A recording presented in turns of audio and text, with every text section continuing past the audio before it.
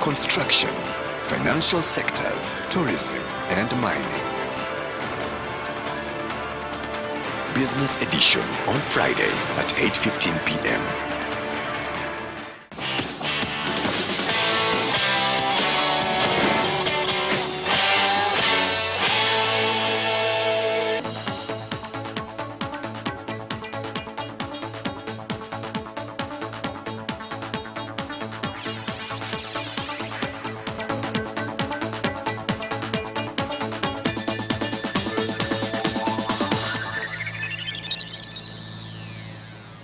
And in business news,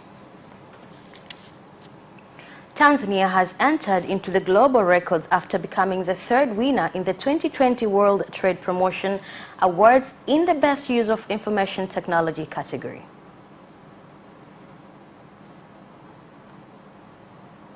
Ambapo kwa pamoja tunashirikiana chini ya udhamini wa NBC. We are working together under NBC sponsorship, whereby we conduct a business clinic. Biashara huwa inahudumia tia huduma hii ya clinic ya biashara.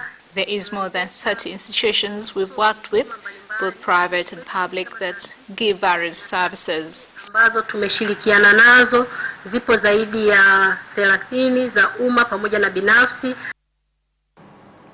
Incomes of fish traders in Kagera region have gone up from 20,000 to 150,000 shillings a day after receiving trainings on how to preserve and add value to fish and sardines. Faida ndio nilipata ni kuweza kujiendesha maisha yangu. I'm able to take care of myself and my family. Hiyo ni faida mojawapo. Kiangalia malengo tuliyokuwa tumeweka kwa mwaka huu ulioisha 19-20. Our goal for the year 2019-2020 was to collect 2.3 billion, but because of the expansion we've seen, we've collected more than 3.06 billion. The Deputy Permanent Secretary from the Ministry of Agriculture, Professor Caesar Tumbo, has called on financial institutions which are performing well to support saving and credit cooperative organizations address challenges which are hindering their development.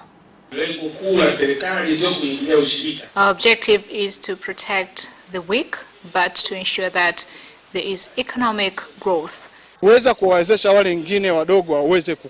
It is also to ensure others grow, so we are honoring the President's call that these bodies grow but also contribute to a large extent in government revenue. And that is the end of business news. Sports news comes next after the break. Away first time, good start from Bolt. Bolt leading a moment and going away. Gay trying to go with him, and he's being dragged through to second place, but he's going to win it by 2 meters. Away first time, good start from Bolt. Bolt leading a moment and going away.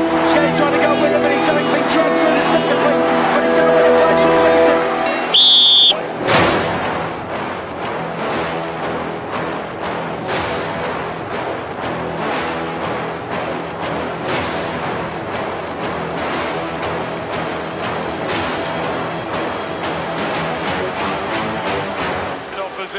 Mwakinyo, he did lose to Lynn.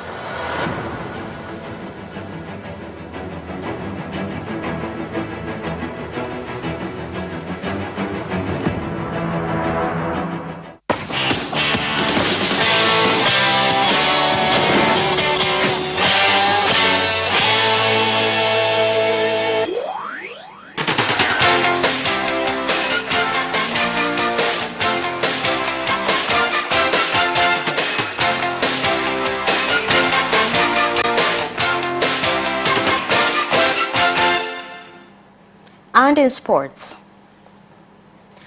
the WBF world champion Mwakinyo has said he will show his intentions of going to the next level in his fight against Jose Carlos Paz on November 13th.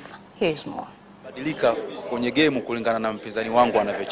I change in the match depending on how my opponent is fighting. I don't fight as people expect me to. I change according to the opponent. This time, I promise to show a different taste, contrary to what people were used to.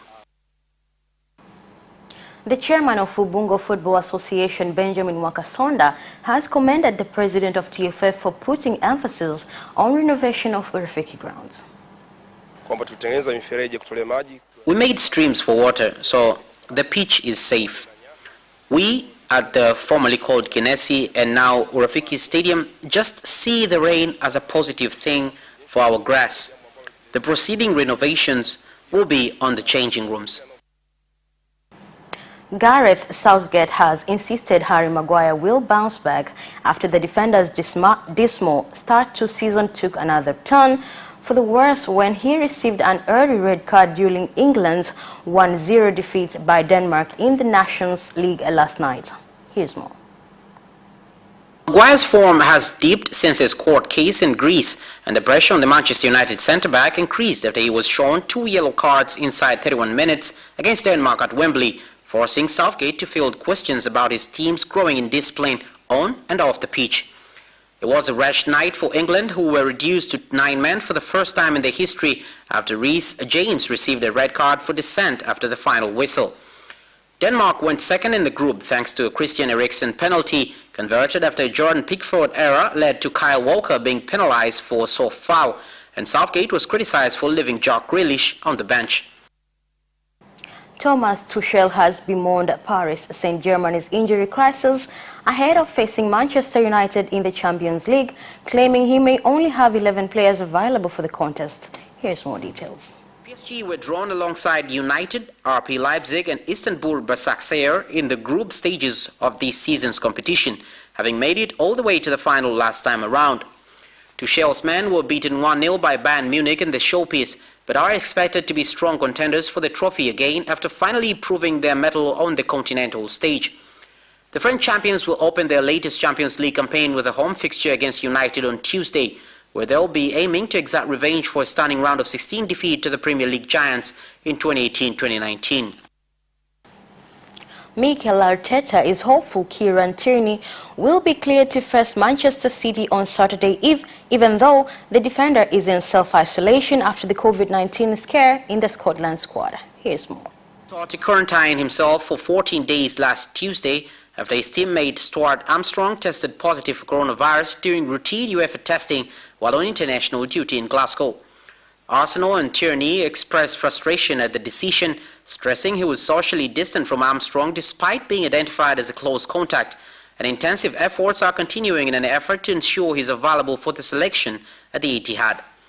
The Arsenal club doctor, Gary O'Driscoll, is leading discussions with the Lothian Health Protection Team, the Scottish Government and the Scottish Football Association, with the Lothian team having the final say. And that sports item ends our news bulletin. Thank you for watching and good night.